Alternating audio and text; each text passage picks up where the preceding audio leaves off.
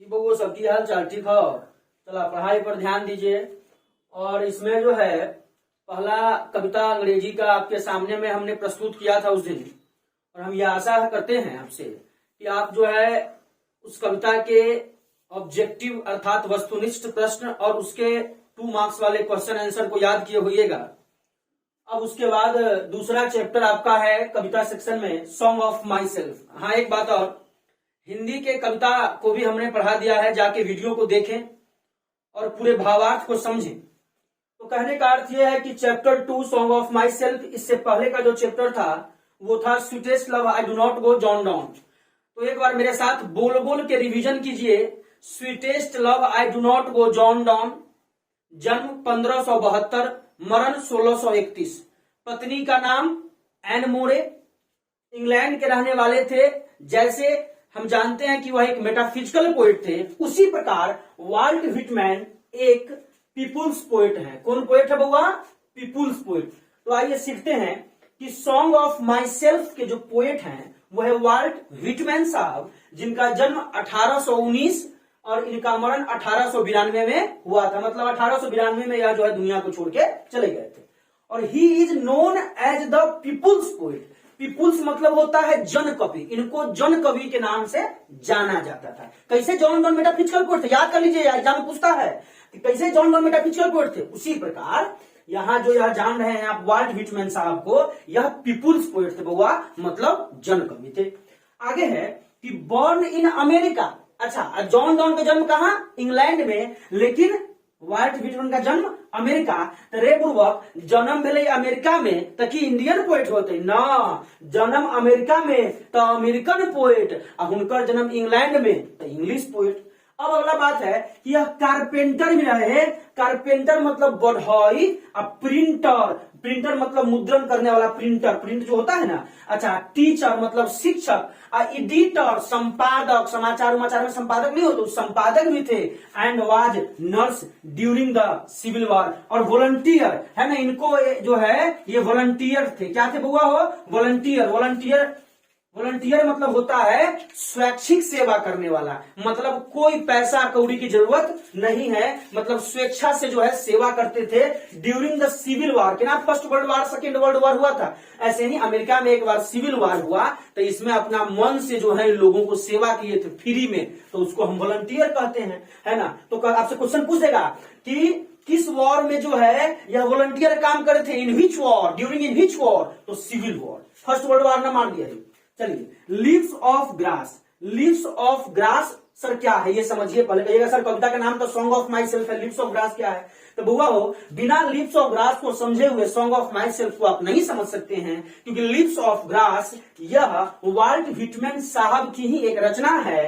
तो Leaves of grass is written by, तो Walt Whitman. पूछता एग्जाम में कि leaves of grass is written by, तो वाल्ट व्हिटमैन, है ना। लीव्स ऑफ ग्रास का फर्स्ट पब्लिकेशन, पब्लिकेशन मतलब प्रकाशन, लीव्स ऑफ ग्रास का फर्स्ट पब्लिकेशन जो है 1855 में हुआ था। इस पब्लिकेशन का खर्चा जो है ना वाल्ट व्हिटमैन साहब अपने ही कमाई से दिए थे। तो एट हिज आउन, आउन मतलब अपना, एक्सपेंस मतलब खर्चा, अपना ही खर्चा से जो है मतलब अपना पैसा से प्रकाशन करवाए थे लीव्स ऑफ ग्रास का पहला प्रकाशन 1855 में। और उसका अंतिम प्रकाशन लीव्स ऑफ ग्रास का अंतिम प्रकाशन जो हुआ वह 1881 में हुआ। यह जो है रचना लिखे leaves of grass. Leaves of grass क्या है? तो वाल्ट व्हिटमैन साहब द्वारा रचा गया जितना कविता है उस सब आपको एक ही किताब लीव्स ऑफ ग्रास में मिल जाएगा। तो लीव्स ऑफ ग्रास को लिख तो दिए, लेकिन अमेरिका में थे तो कहावत सुने हुईगा कि घर के मुर्गी दाल बराबर, है ना। तो इनका वैल्यू जो है नहीं हुआ अमेरिका में। अमेरिका में लोग इनकी कविता को नहीं पसंद किया, तो इसीलिए किताब में लिखा गया है कि लीव्स ऑफ ग्रास को अमेरिका से ज्यादा यूरोप, तो यूरोपियन कंट्री कौन? तो इटली, इंग्लैंड, इस सब में इनकी रचना को ज्यादा पसंद किया गया। हाँ, हालांकि मर गेला के बाद जब डेथ कर गए वाल्ट व्हिटमैन जो है, जब मर गए उसके बाद इनकी रचना को अमेरिका में लोग सराहा, एप्रिसिएट किया। हाँ भाई बढ़िया रचना किए थे, लेकिन जिंदा थे उस समय तक इनको कोई सहानुभूति अमेरिका के लोगों से नहीं मिली। तो कहते हैं कि लीव्स ऑफ ग्रास और drum taps, drum taps, drum taps यह इन्हीं की रचना है, अर्थात वाल्ट व्हिटमैन की। यदि आपसे एग्जाम में पूछे कि leaves of grass is written by, तो Walt Whitman. Drum taps is written by, तो वाल्ट व्हिटमैन। चलिए अब फिर कहिएगा सर कि ये सॉन्ग ऑफ माई सेल्फ क्या है। तो बउआ कविता पढ़ाएंगे अभी, लाइन बाय लाइन ध्यान दीजिएगा, एक्सप्लेनेशन, ऑब्जेक्टिव, क्वेश्चन आंसर सब हो जाएगा, दिमाग लगाइएगा।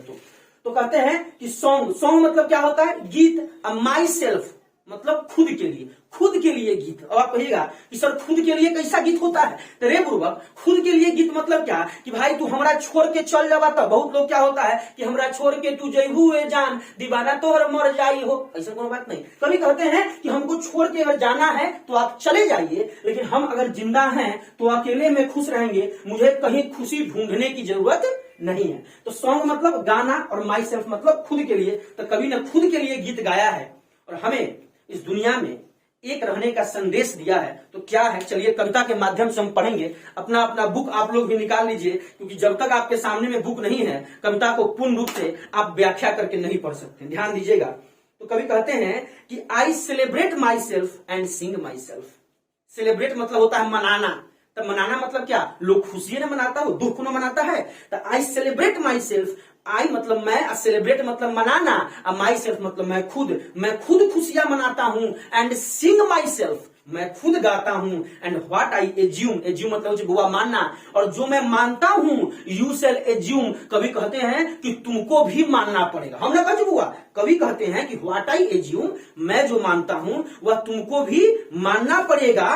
क्यों भाई, आप तो कहिएगा हम बात कहे मानेंगे, क्यों, क्यों कारण है उसका। फॉर एवरी एटम, एटम मतलब कण, हमारे वो परमाणु बम ना, एटम मतलब शरीर का कण, belonging to me as good belongs to you, मतलब जिन अणु परमाणुओं से तुम्हारा शरीर मिलके बना है उसी अणु परमाणु से मेरा शरीर मिलके बना है। और कहते हैं यदि आपका शरीर काटेंगे तो खून लाल ही निकलेगा, और मेरा शरीर काटिएगा बउआ तो यो खून लाले निकलेगा। कहते हैं कि क्षिति जल पावक गगन समीरा, पंच तत्व यह अधम शरीरा। क्षिति मतलब आकाश, क्षिति मतलब धरती, सॉरी क्षिति मतलब धरती, क्षिति जल, जल मतलब जल समझ रहे हैं पानी, क्षिति जल पावक, पावक मतलब आग, गगन मतलब आसमान, क्षिति जल पावक गगन, समीर मतलब वायु, क्षिति जल पावक गगन समीरा, पंच तत्व यह अधम शरीरा। इसी से सबका शरीर मिलकर बना हुआ है। कभी कहते हैं सब आदमी तो एक है। फिर समझिएगा कि I celebrate my self and Singh my self, मैं खुद में ही गाता हूं, खुद में ही खुशियां मनाता हूं। What I assume you shall assume, मैं जो मानता हूं तुम्हें भी मानना पड़ेगा।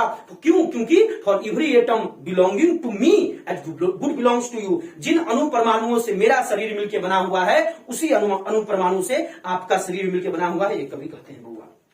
फिर अगले स्टैंडर्ड की ओर हम चलेंगे और कहते हैं कवि कि आई लोफ, लोफ मतलब क्या होता है, वांडर, घूमना, भटकना। कैसे भी लॉकडाउन है तो अब हर दिन हाथ में बैट लगे चौबी चौबी बहु आते हुए क्रिकेट खेलने के लिए, कोनो टीम मिल जाता है बजा लेने के, तो लोफ मतलब वांडर, कभी घूमते हैं। एंड इनवाइट माई साउल, कभी वैसे नहीं घूमते हैं आवारा की तरह, कभी वहां पे घूमते हैं और अपने दिल की पुकार को सुनते हैं। आई लीन, लीन मतलब होता है बुआ टेक सपोर्ट, मतलब किसी चीज के सहारे लेट जाना।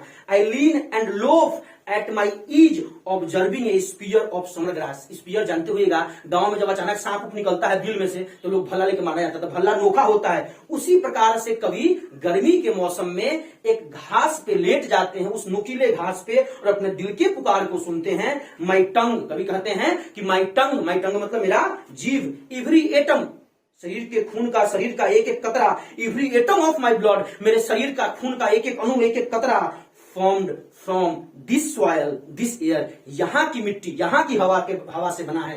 कहाँ की मिट्टी, कहाँ की हवा, अमेरिका की मिट्टी, अमेरिका की हवा से। कहते हैं बॉर्न हेयर ऑफ पेरेंट्स, मेरे माता पिता का जन्म यही हुआ। देखिएगा इस लाइन में, in this line the poet shows oneness of all human beings, यहां कवि प्रत्येक मानव में एकता का बोध कराते हैं। बॉर्न हेयर ऑफ पेरेंट्स, मेरे माता पिता का जन्म यही हुआ था। Born here from parents the same, उनके माता पिता का जन्म यही हुआ था। Parents the same and their parents the same, मतलब कवि कहते हैं बउआ कि मेरे माता पिता का जन्म यही हुआ था, मेरे माता पिता के माता पिता जन्म यही हुआ था, मेरे माता पिता के माता पिता के माता पिता के माता पिता के माता, मतलब एक रिलेशनशिप, एक स्ट्रेच रिलेशनशिप, मतलब कभी कहते हैं एक संबंध बना हुआ है कि सबका संबंध पृथ्वी पर एक दूसरे जरूर है। तो वही कहते हैं कि आई नाउ 37 ईयर्स ओल्ड, मैं आज 37 साल का हूं। आपसे पूछ दिया एग्जाम में what is the age of Walt Whitman in the poem, कविता में कवि का उम्र क्या है? वैसे तो कवि का जन्म 1819 में हुआ था, 1892 में मरे थे, लेकिन कविता में उम्र क्या बताया गया है? तो आई नाउ 37 ईयर्स, मैं आज 37 साल का हूं, इन परफेक्ट हेल्थ बीइंग, मेरा स्वास्थ्य अच्छा है, hoping to cease not till death, और मैं आशा करता हूं कि मरते दम तक मेरा स्वास्थ्य इसी प्रकार बना रहे। क्रीड्स एंड स्कूल्स, क्रीड्स मतलब होता है रिलीजियस बिलीफ्स, क्रीड्स मतलब क्या होता है? रिलीजियस बिलीफ्स मतलब धार्मिक सोच। स्कूल्स मतलब यहां होता है सिस्टम ऑफ थॉट, मतलब सोचने की शक्ति। क्या है समाज में सोचने की शक्ति? लोग हमेशा धर्म के बारे में सोचते हैं, जात पात, ऊंचा नीचा, भेद भाव, काला गोरा, अमीरी गरीबी, ये गलत है कवि के अनुसार। कवि कहते हैं क्रीड्स एंड स्कूल्स इन एवियंस, मतलब ये सोचने की शक्ति हमारी, ये धर्म के प्रति जो हम सोचते हैं, दूसरे से भेदभाव करते हैं, वैमनस्यता करते हैं, ये गलत है और यह हमारे समाज को आगे बढ़ने में रोकता है। कवि का कहना है बुआ, कहते हैं कि retiring back while sufficed at what they are but never forgotten, ये हमारे समाज इस प्रकार से गंदगी की तरह जकड़ चुका है कि हम इसे चाह के भी अब नहीं फॉरगॉट मतलब भुला नहीं सकते चाह के भी। और फिर कवि कहते हैं आई हार्बर फॉर गुड और बैड, मैं हार्बर मतलब होता है विश्वास करना, बिलीव, मैं विश्वास करता हूं सही और गलत दोनों में। I permit to speak at every hazard, मुझे परमिट है टू स्पीक मतलब बोलने का सभी खतरा में, और nature without check with original energy, और सभी खतरा में कैसे बोल पाता हूं? मैं शक्तिशाली हूं? नहीं। मैं ग्रेट खली हूं? नहीं। मैं एक आम इंसान हूं, और आम इंसान का काम होता है कि अगर कोई सही कर रहा है तो वहां उसको सराहा जाए, और यदि कोई गलत कर रहा है तो वहां उसको समझाया जाए कि बेटा तुम गलती किए हो। फिर समझ लीजिए एक बार, कभी भटकते रहते हैं, हमेशा गर्मी में घास पे जाके लेट जाते हैं। कभी कहते हैं मेरा जीव, मेरे शरीर के खून का एक एक कतरा अमेरिका की मिट्टी, अमेरिका की हवा से बना है, मेरे माता पिता, उनके माता पिता के माता पिता यही जन्म लिए हैं।